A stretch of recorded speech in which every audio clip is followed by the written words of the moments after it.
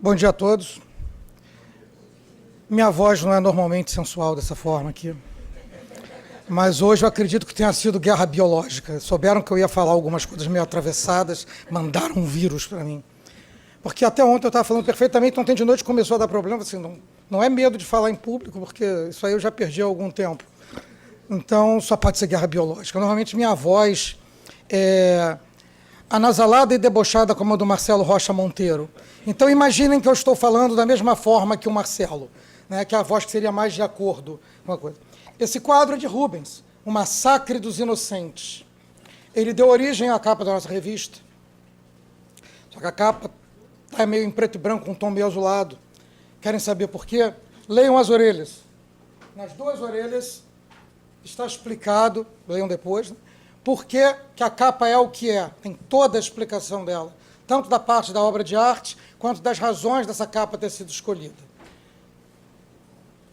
Mas antes de prosseguir, eu queria que todos ficassem de pé, por favor, e pedir um minuto de silêncio por todas as vítimas inocentes, policiais, civis, ou militares e militares federais mortos no Brasil.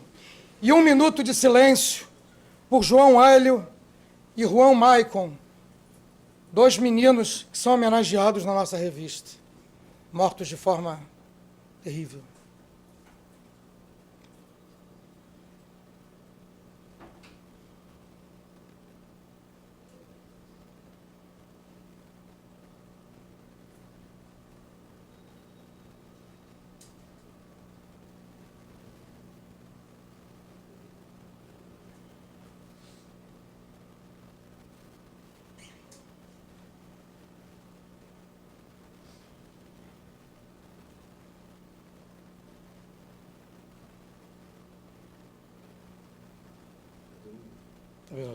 Obrigado. João Hélio e Juan Maicon presentes.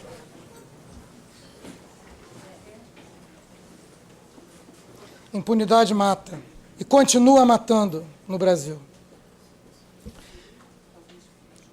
Acho que ajuda. Muito. Alô, estão me ouvindo bem? Vamos falar de uma coisa que é bem pequena e por isso ocupa um espaço bem pequeno na projeção, a voz da vítima, né? A voz da vítima no Brasil é mais ou menos assim, né? Uma coisa pequena, quase não dá para se ver. Então aqui eu queria começar, eu me lembro que eu me emocionei quando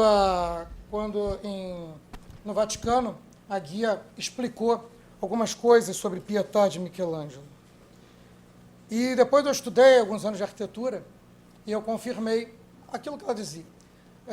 O meu professor não deixava falar Michelangelo, tinha que ser o divino Michelangelo. Porque Michelangelo era um mestre das proporções, era um mestre da exatidão das coisas, ele conhecia a anatomia humana como ninguém. E aí vocês veem uma escultura em que a Nossa Senhora está imensa e Jesus Cristo, um homem adulto, está pequeno no colo dela. Michelangelo errou a proporção? Michelangelo? Não, gente. Michelangelo não expressou a realidade física, ela expressou a realidade dura daquele fato. Aquilo ali é uma mãe que tem em seus braços o seu filho morto. É isso que a gente tem que entender para entender o problema do abolicionismo, do garantismo, tudo faces da mesma moeda, e entender que o que nós precisamos é de efetivismo penal. Então, meu objetivo aqui não vai ser nem entrar muito no aspecto penal em si, eu vou deixar os outros falarem mais disso. Já que eu acabei sendo o editor da revista, eu queria introduzir a discussão de hoje, né? Introduzir a revista também, e romper um pouco a espiral do silêncio, prosseguir rompendo a espiral do silêncio que já foi rompida. Então, meu sumário vai ser introdução, introdução e introdução. O que significa que eu vim para confundir e não para explicar minha homenagem ao velho guerreiro. Vai ser só um aperitivo, então, aqui do que vem depois, né? Então eu vou contar um caos meu, já que eu falei de espiral do silêncio, um caos. Aconteceu no outro dia, se eu der muito detalhe, eu vou dizer de onde foi, eu não quero falar sobre isso agora. Mas foi numa discussão de um grupo de zap, em que tinha um professor, tinha uns colegas e tal. E aí, o professor, contrariando o meu entendimento, ele quis dizer assim, não, a maioria dos pesquisadores, dos doutrinadores desses assuntos, inclusive em painéis na ONU, dizem isso. Não é você que gosta de falar da navalha de Ockham? É só aplicar a navalha de Ockham. A navalha de Ockham é o quê? Dentre as várias possibilidades, aquela que tem a explicação mais simples e com mais... Né, que tem a explicação mais simples, baseada no que estão mostrando, tem mais seguidores, ou melhor, que tem a explicação mais simples, é a correta. Só que ele estava tentando fazer isso, dizendo, já que tem mais seguidores dessa corrente, já que a maioria dos que falam nesse sentido, então você está errado, siga a navalha de Ockham. Aí eu respondi para ele, não, professor, a resposta disso não está na navalha de Ockham, está na espiral do silêncio. Então eu quero pegar esse caso, eu vou mostrar a espiral do silêncio sendo aplicada comigo, tentativa de espiral do silêncio sendo aplicada comigo, e como ela é feita no nível macro aqui fora.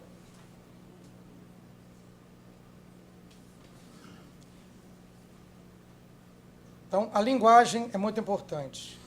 Então, o que é essa teoria do espiral do silêncio, né? É uma teoria de um especialista que ele dizia que é um processo em espiral que incita o pessoal a perceber as mudanças de opinião publicadas e impostas e ir modelando a opinião dessas pessoas para não serem rejeitadas pelo grupo.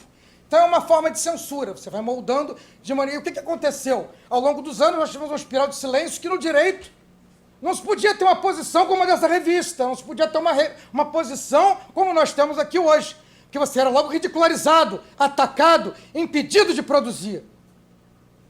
Era isso que acontecia. Vamos falar mais disso. Então aqui, ó, quando uma opinião é percebida como majoritária, as pessoas demonstram maior predisposição a se manifestar, enquanto os que têm opinião minoritária tendem a ficar calados, né? Um dos resultados é que a propaganda política passa a ser o convencimento de que determinadas opiniões são majoritárias. Não que elas sejam, mas o convencimento disso.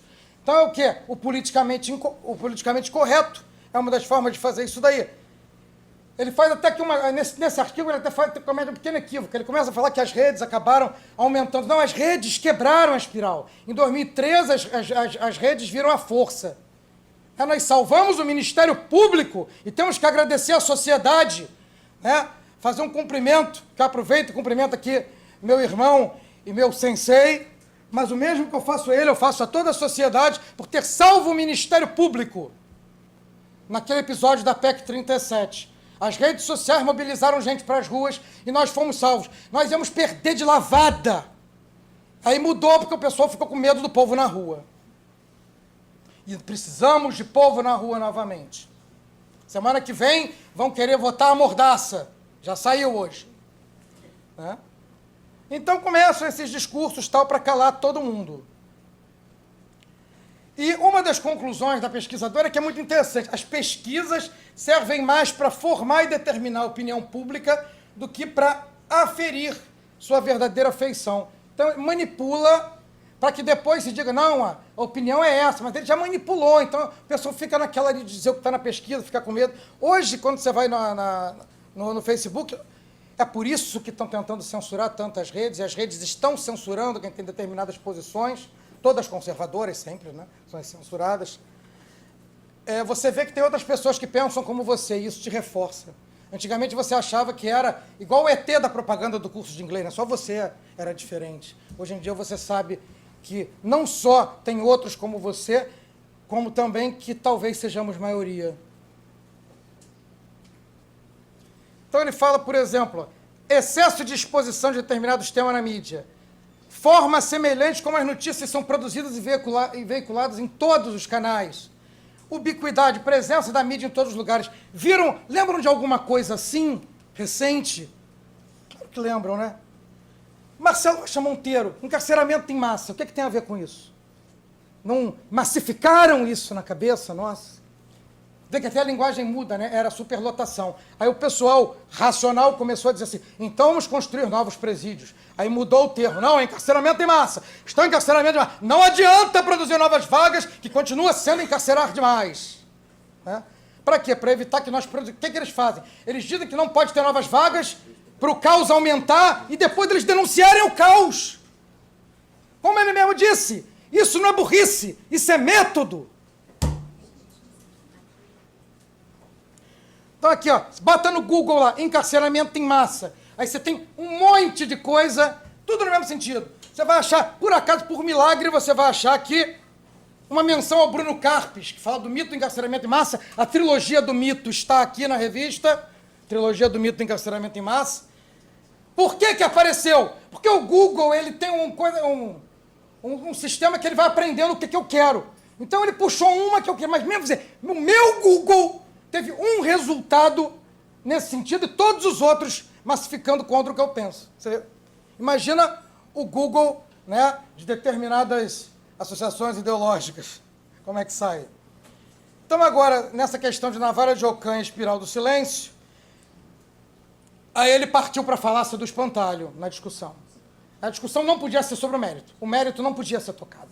Ele tinha que ridicularizar, ele tinha que acabar aquela discussão. Só que ele pegou a pessoa errada, ele pegou um teimoso que fala pra caramba e que não tem medo.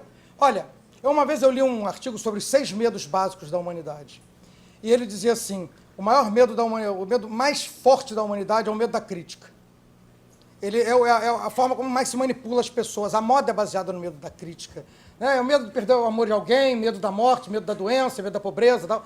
Mas o medo da crítica, eu posso dizer o seguinte... Dos outros 6 medos lá, eu domino muito pouco.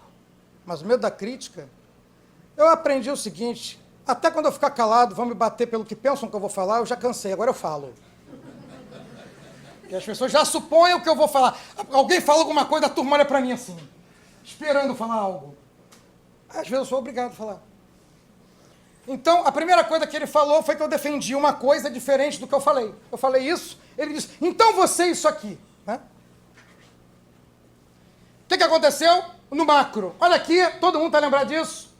Saiu um manifesto contra a bandidolatria e a impunidade. Aí veio o Lênio Streck dizer que quem assinou o manifesto assumia a posição prévia contra qualquer garantia. E por quê? Porque nós criticávamos o garantismo. Olha o jogo de palavras. Né? Então nós criticamos o garantismo e ele diz que nós somos contra as garantias. Né? E esse jogo de palavras foi pensado. Quando se escolhe o nome garantismo para uma coisa, tem um motivo para se escolher. Da mesma forma que quando alguém bota o nome de um livro de direito e razão. Quem pode ser contra a razão? É bem pensado, agrotóxico e tal. Então eu escrevi recentemente um artigo, Words, falava sobre linguagem, em que eu começo falando, assim, as 3 situações, né? A primeira essa eu vi quando era criança, quando era final da adolescência, assim, eu comecei a ouvir aquele negócio, os progressistas, por que progressista? Aí você viu o que era progressista? Sempre era o pessoal de tendência de esquerda que pregava coisas que foram à falência na cortina de ferro, na União Soviética. Isso aí é progresso, eles viverem daquele jeito que eles vivem. Deus me afaste do progresso. Né? Uma progressista quer... Então os outros são o quê? Regressistas, querem que volte o que é de ruim, querem que as coisas andem para trás, né? Garantismo é igual a garantias. Não é, garantismo é uma doutrina que, vamos falar dela daqui a pouco, não será bem. E outra coisa que eu vejo de jogo de palavras, eu cansei de ver isso, até conferi com minhas colegas, vocês também veem isso também. Já vi advogado, defensor, que quer fazer jogo em julgamento, querendo igualar antecedentes e reincidência, que são em momentos diferentes da fixação da pena que são usados. Querendo dizer que não pode porque não está, não sei o que lá, ainda não tem trânsito em julgado. São 2 coisas diferentes. Então são jogos de palavras para confundir os incautos. Agora, para mim, o pior de tudo é o que está lá no direito e razão. Axiomas. O que é axioma?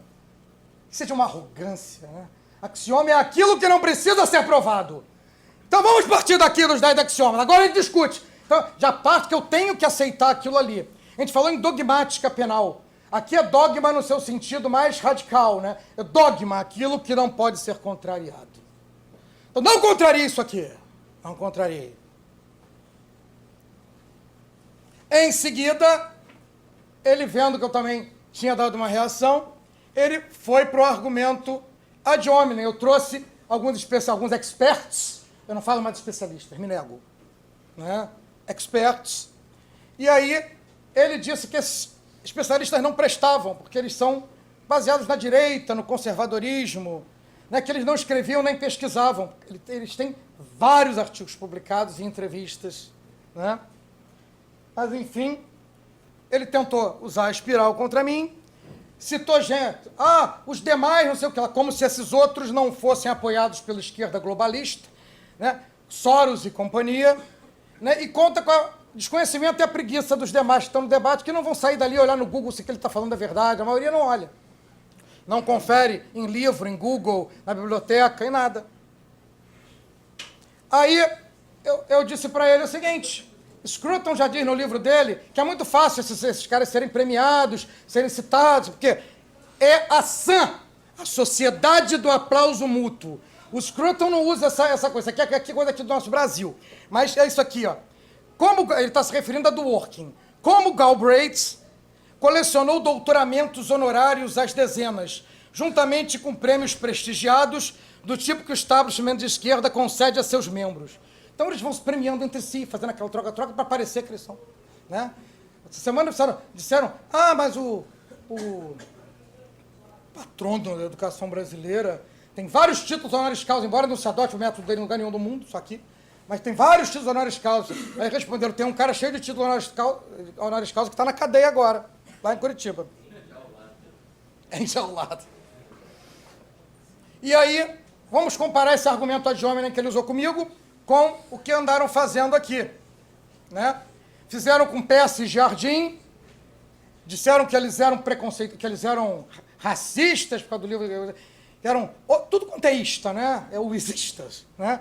Aí eles estão processando, o juiz ou a juíza tentou rejeitar, mas o tribunal já recebeu, né? Porque, sabe o que o juiz queria, nesse caso? Queria que eles tivessem feito isso contra todo mundo em todo o Brasil que tivesse. Pelo que eu entendi, foi isso. Todos os casos que saíram na internet contra eles, atacando-os. Que eles escolheram um. Cara, não foi uma coisa que foi todo mundo fez aquilo junto, estava num lugar só e fizeram. Foi vários casos espalhados. Pegaram o que eles viram. Né? E teve o caso aqui com o Miguel Najib, que conseguiu processar o cara. O cara está condenado no cível e no criminal por ter chamado o Miguel Najib de fascista.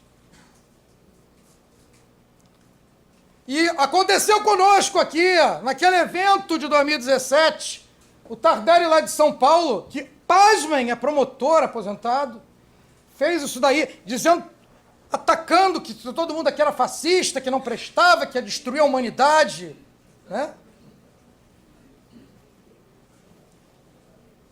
Aí mais argumento ad hominem, a outra para mim, eu falei em Soros, aí, você é um antissemita, né? Porque você está criticando Soros. Aí falou que eu defendia a teoria da conspiração e terraplanismo.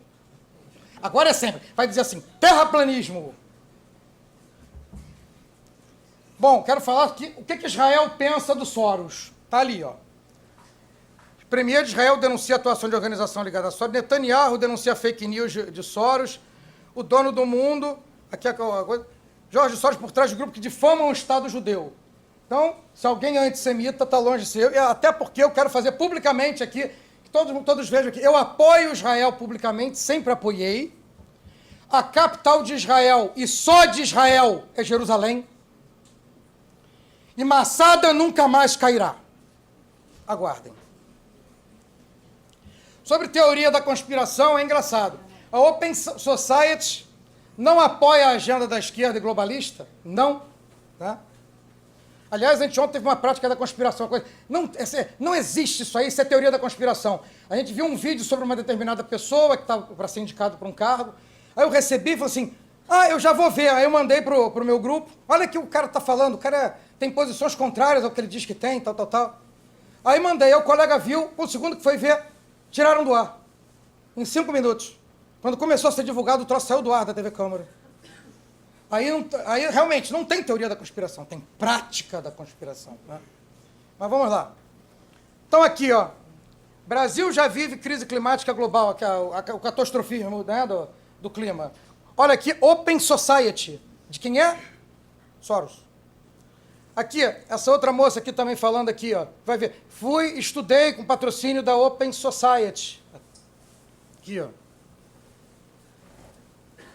Aí eu tenho aqui, ó, Instituto Sou da Paz. Né? Open Society. A agenda toda coerente. E aí eu que faço teoria da conspiração. Ambientalismo não devia ser tema político. Inclusive, um livro excelente do Scruton também, Filosofia Verde, que é para ser lido. Tem problemas ambientais? Sim. Mas se eles não forem tratados da maneira séria, vai ficar só nesse papinho de agenda, que o objetivo não é o ambiental, é criar caos, e não vai se cuidar do ambiental. Mas ele tem sido manipulado ideologicamente. Ideologicamente. É? Aqui, teoria da conspiração, tal, antiglobalismo, tal. Aqui, a Conectas, aqui, Open Society. Voltaremos na Conectas, conectando depois. Né? Aliás, eu vou falar de um post seu, Marcelo. Então, devo dizer que... Já. Terraplanismo eu não vou nem comentar. Fiz até aqui uma foto para me defender. Senta, cara, de novo, mostra essa foto. E aí veio o argumento de autoridade. Né? Ele insinua superioridade, declara vitória, sai sem ter enfrentado o mérito. E com aquele olhar blasé de quem não só já viu quase tudo, mas acha tudo tão déjà vu mesmo antes de ver. Ninguém falou melhor que isso que a Adriana Calcanhoto. Tenho certeza que ela estava pensando nos debatedores dessa turma. Às vezes até cita uma obra do autor, citou sempre um autor da Sana, e faz o seu grande final. Então. É mais ou menos aquilo, a síndrome do pombo enxadrista, né? Tem tanto na internet. Você tenta jogar, mesmo que você jogue bem, não importa, ele vai derrubar as pedras, cagar no tabuleiro e sair cantando vitória. Partindo do que tiramos desse caso, então vamos prosseguir aqui. Ó. Fizemos uma nota pública ontem, defendendo Deltan Dallagnol dos ataques que foram feitos aqui. Que também é uma tentativa de se calar, Lava Jato, de se calar todo o Ministério Público como exemplo. Foi feito, o que foi feito nas mãos limpas e foi dito há 2, 3 anos que iam tentar fazer, estão fazendo muito pior que lá. Então, o nosso apoio à Lava Jato, ao Deltan Dallagnol e todos aqueles que lutam contra o crime. E também soltamos uma nota no MP para a Sociedade, que eu também sou filiado ao MP para a Sociedade, sou fundador, contra essa iniciativa que queria amordaçar os juízes nas redes sociais. O colega falou comigo, eu imediatamente falei com o MP para a Sociedade, soltamos. Porque não se pode calar o juiz, ele é um cidadão. Sabe quem é que pode ter restrição ao direito de falar em público? Nisso é a minha expertise, é militar. Por causa da questão de hierarquia e disciplina, você pode ter algumas restrições, e até tratados internacionais permitem que haja esse tipo de restrições. Tirando isso, nenhuma outra forma, porque isso aí está no original da Constituição, no poder constituinte originário. Tirando isso, outra restrição não pode ser feita. Então, juízes e promotores não podem ter cassado a sua liberdade de expressão. Vamos falar rapidamente do garantismo penal. Essa doutrina cheia de sangue, de inocentes. Então, eu poderia citar o Jardim, que expõe o garantismo como fruto de um movimento esquerdista, de magistrados com uma mentalidade que termina por favorecer o banditismo, o Gilberto Calado, que explica o modelo revolucionário de justiça, o Aidos. Aí, gostei. O grilo é melhor que o galo. Pelo menos é mais silencioso. Vou tentar finalizar em 5 minutinhos. Eu prometo finalizar em 5 minutos, mas eu costumo mentir muito, gente. Então, o Aidos, né, que fez um artigo para a revista do MPM, que está aqui, ele colocou ele aqui também, que ele fala que toda a sociedade é considerada como matreiros regulados pela presunção de má-fé. Né? Toda hora a gente arma armadilhas para enganar o juiz, para que ele inocentemente pratique injustiça. E Júlia Schutz, que está ali, que viu pessoalmente o homem falando, e perguntou e relata toda a banda de idolatria dele, sem qualquer remorso, afastou a vítima do crime da tutela dos sistemas penal e processual penal. Então, se não acreditam na interpretação que está sendo dada, acredite no próprio fundador, né? O próprio criador do termo e do livro Garantismo Penal, que ele mesmo disse isso, que o direito penal é para tutelar o criminoso e não a vítima. Então, eu vou falar só rapidamente, então que eu já tenho tempo de encerrar, porque, na verdade, o que a gente fez? Olha, vai ser tranquilo. Vamos dividir o tempo assim. Temos 2 horas. 35 para cada um, ainda sobram 50, vai ter um atrasozinho de 10 ou 15, tá tudo ok, e o resto fica para debate, né? Só que atrasou um pouquinho mais do que era previsto, era às 10 que começava, né? Mas foi ótimo, porque, na verdade, essa abertura daqui do evento foi maravilhosa. Mas aqui, ó, qual é o meu... Vou começar falando do meu problema com o garantismo. Os axiomas, até que não são de todo ruim. De forma geral, até que são... Só que tem um que fala assim, que aí que é a chave da coisa. Você bota no meio de um monte de coisa que é legal, não há lei sem necessidade. Última ratio. Aí eu pergunto, o que é lei sem necessidade? Eu acho que até entre nós aqui do MCI, que pensamos de uma maneira que é coerente entre si e tal, vai ter algumas leis que eu acho necessárias, o outro não acha necessária. Então, necessário é o que eu quero. Quando você bota numa lei sem necessidade, você permite que só se justifica aplicar uma lei se eu quiser. Porque eu é que vou dizer se é necessário ou não é. Mas a lei está lá, é porque o poder legislativo eleito pelo povo botou ela lá. Ah, ela está atrasada? Pressiona. Aprende a pressionar. Aprende a ir para a rua pressionar. Jogo da democracia, mas não passar por cima dela. Porque aí eu posso tudo, não a lei sem necessidade. Né? Aqui eu já falo uma questão. Eu estou me referindo justamente àquele que não deve ser nomeado, mas não o inglês, o italiano, esse aqui. O Voldemort do direito penal. E uma coisa que o Aidos fala, que é muito interessante, que isso é uma coisa curiosa, tem vários livros assim, né? A cena dos livros de fundadores de movimentos que ficam muito populares, mas ninguém lê. Né? A maioria não tem disposição. Então eu vou pegar uns trechos aqui, vou passar uns trechos, que não fui eu que separei. Eu também dei uma lida rápida, que o livro é chato de ler, eu passo um capítulo, leio uns pedaços, pego os capítulos, leio uns outros pedaços, leio uns outros pedaços, né? Ao longo de dias, que num dia só não dá para ler, porque ele é chato. Ele é italiano, mas parece alemão, que é alemão que escreve chato, assim. Né? Mas o prestígio dele só que em proporção inversa, aqui no Brasil, né, pelo menos. Então, por exemplo, hoje proíbem você de beber uma cerveja no estádio. Por quê? Última ratio. É melhor proibir você de beber cerveja do que te prender quando você bater em alguém, quando você espancar alguém. Então deixa beber cerveja e prende o desgraçado. Fica todo mundo proibido de beber cerveja porque 2 ou 3 vão causar tumulto. Prende os 2 ou 3. Toda vez que eu vejo a última raça, eu vejo perda de liberdade. É sempre isso. Faz uma outra coisa que não o penal. O que é outra coisa que não o penal? É um negócio geral que atinge todo mundo. Todo mundo que não faz o troço. Né? Mas vamos pegar aqui. Daniel Speb Rubin deu uma excelente palestra. E ele pega uns trechos que eu vou destacar aqui. Então aqui, ó, ele conta que na Itália, justamente, a Itália tinha promulgado leis duras, com maior operacionalidade no combate ao terrorismo. Ela foi endurecida, com mais efetividade. E aí surgiu esse movimento Magistratura Democrática, que teve posição radicalmente contrária contra tudo isso daí, e é desse movimento que sai aquele que não deve ser nomeado.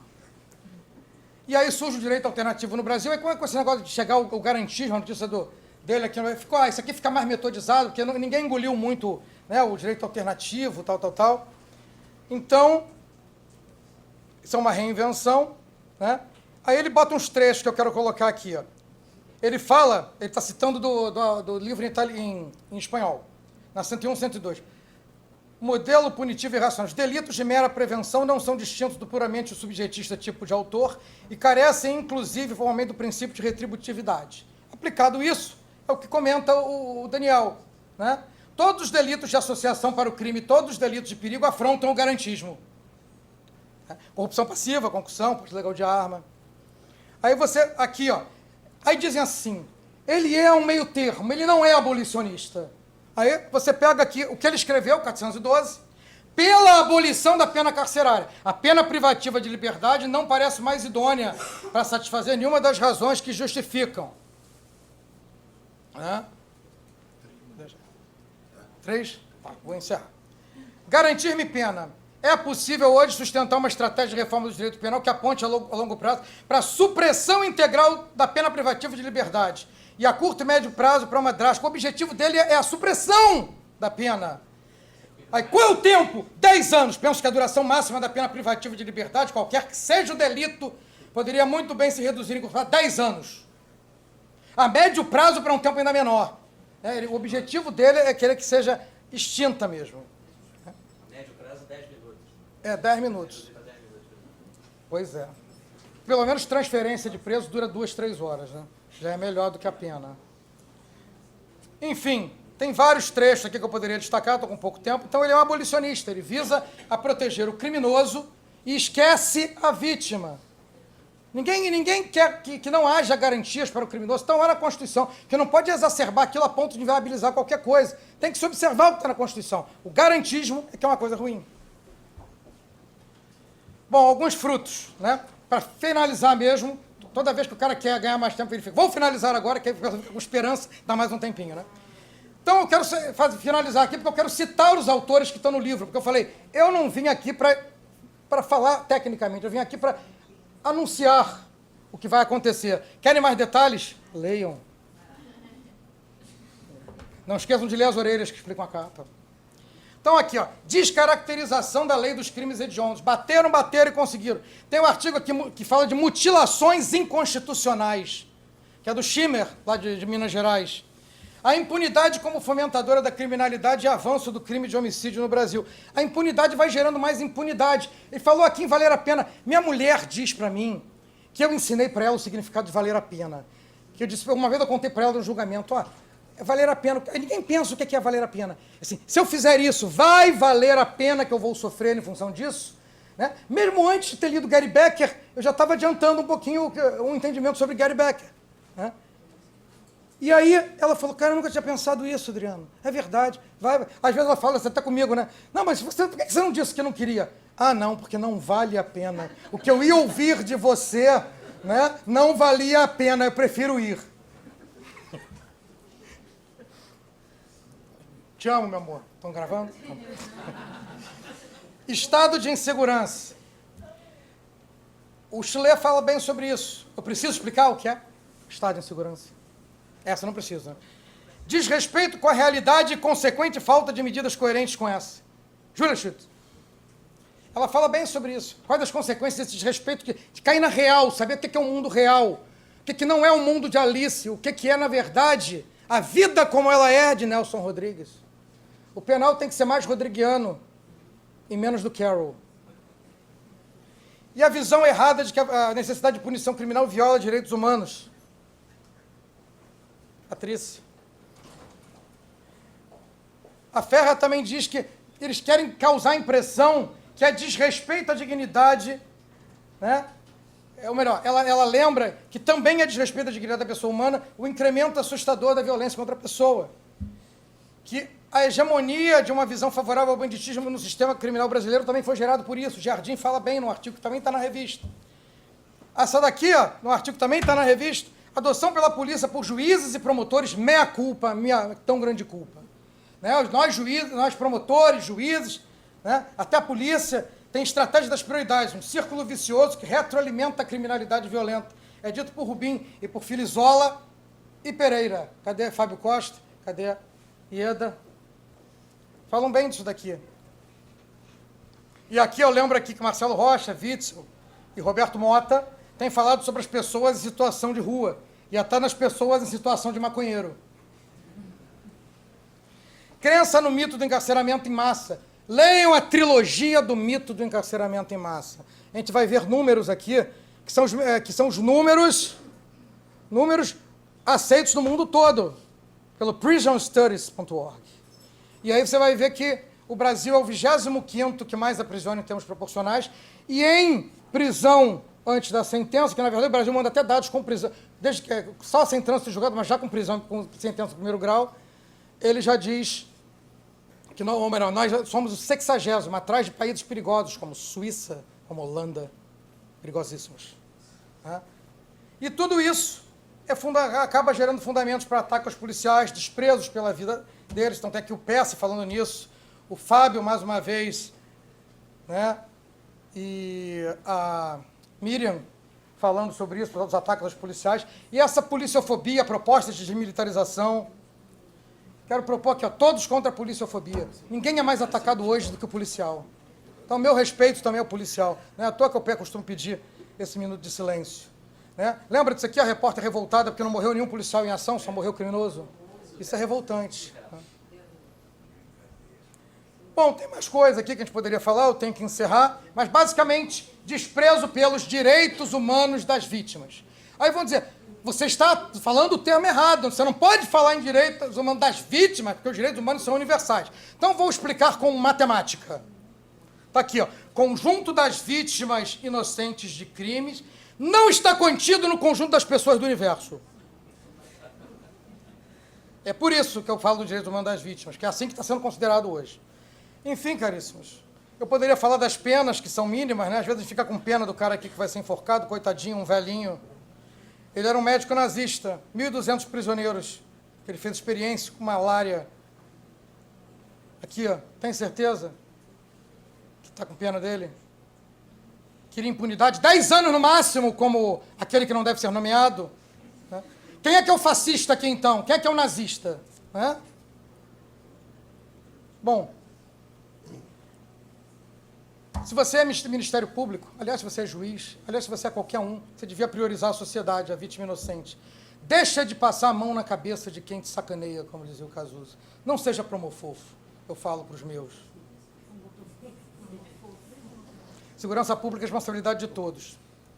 Enfim, se a polícia for desmilitarizada, não vou entrar em muitos detalhes, no final das contas, ela vai fazer greve, se sindicalizar, e esses sindicatos vão estar na mão de uma central sindical que vai ter o comando com uma central sindical, dar uma tropa maior que as Forças Armadas.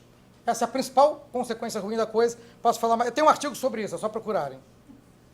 Então, principais pontos restantes, a polêmica, se esses pontos são brancos ou pretos, que discutem muito sobre isso. Né? Insanidade é continuar fazendo sempre a mesma coisa e esperar resultados diferentes. E agora, para fechar mesmo, algumas notícias que não nos agradaram muito, né, mas que eu não estou aqui para criticar, eu só estou aqui para mencioná-las.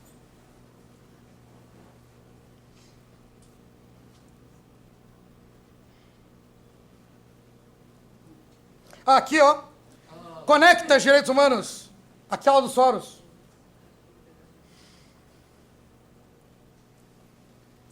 Fotografa essa para usar como prova depois, né? Para me defender.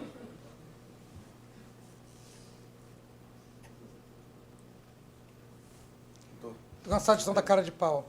Então, quer aprofundar, leia a revista, assista às próximas palestras. Obrigado.